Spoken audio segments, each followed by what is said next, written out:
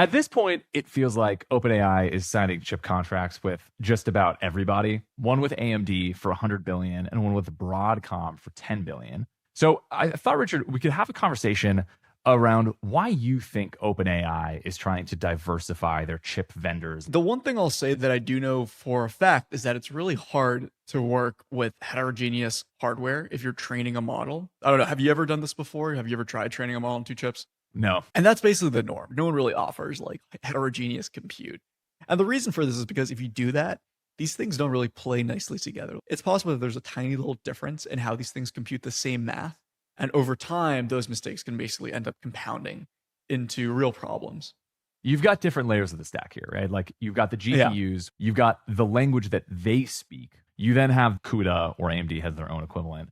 And then you have the language on top of it. Where in that overall stack is the implementation differences? It comes down to how different things are tiled and cached. So let's say that you're running 100 different editions in at the same time. Different chips might tile differently. So for the same operation, you're computing 100 numbers. Some chips might say we're going to partition this up in groups of 50. Some might say we're going to partition this up in groups of 10. That has an impact on the numerical stability of the result. So probably at the level of the hardware and they're probably the CUDA level. Yeah.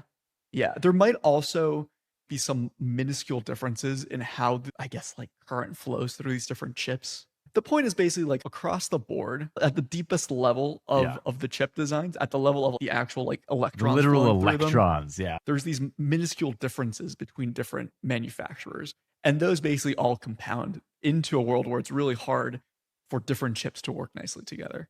And I guess that's the meaningful part, right? When you stretch out this whole computation, you can actually get a different answer. So language modeling especially is one of these areas where the consistency allows you to get a good semantic result over 1,000 or 10,000 different time steps. Whereas you might not be able to do that if you have some inaccuracies that are like within that pipeline.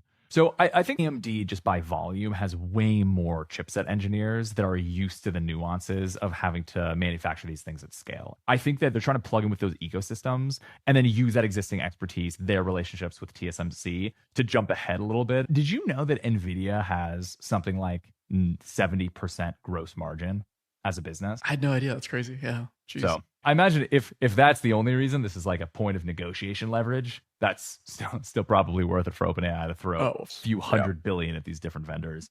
They can maybe just decrease their costs.